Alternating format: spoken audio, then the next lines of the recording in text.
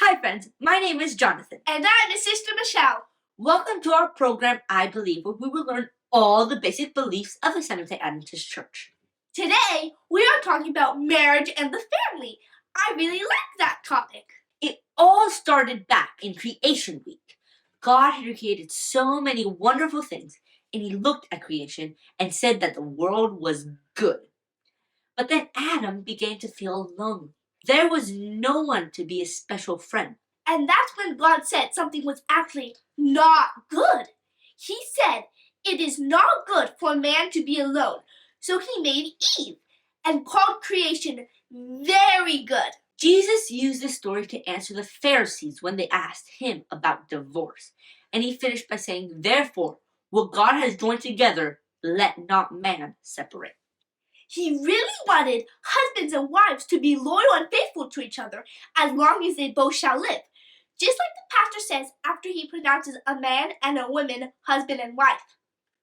Satan hates God's plan, so he attacks marriage in many ways: divorce, polygamy, and other ways. He also loves to put people together who will fight and quarrel, make each other miserable, and tempt each other to sin.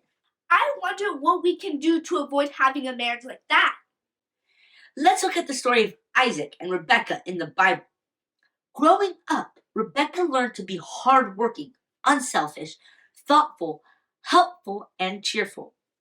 These qualities helped Rebekah to be kind to a stranger, which was an answer to the stranger's prayer. And led to a marriage proposal. When Isaac was young, he learned to submit to his parents. This prepared him to follow the counsel of his father in choosing a wife. And the Bible says that Isaac and Rebekah got married and Isaac really loved his wife.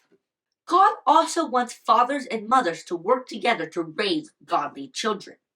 The Bible gives many examples of godly parents. Let's look at the story of Hannah. Was it that Samuel's mother? Yes, she had been unable to have children, and when God blessed her with Samuel, she dedicated him to the Lord. She took him as a small boy to the temple and left him with Eli to help him in the sanctuary. And Hannah had trained Samuel so well that while he was still a boy, God called him to be a prophet. So does God have any instructions for us children? He dedicated a whole commandment to children. The fifth commandment says we should honor our father and mother. I guess that would also apply to our parents, since they should also honor their mothers and fathers. When Jesus was on earth, he took special care of his mother. Even on the cross, he made sure to ask the Apostle John to take care of his mother once he was gone. God definitely has a wonderful plan for families to be like a little bit of heaven on earth. But sometimes peace is destroyed and families are broken. God can still do amazing things through people who grow up in broken homes, like Jephthah, who was born because his father committed adultery. His half-brothers never accepted him and finally kicked him out of their house. Amazingly, God used these problems to prepare Jephthah to be Israel's deliverer. God can definitely turn difficult situations into a blessing. Our belief for today talks about marriage and the family.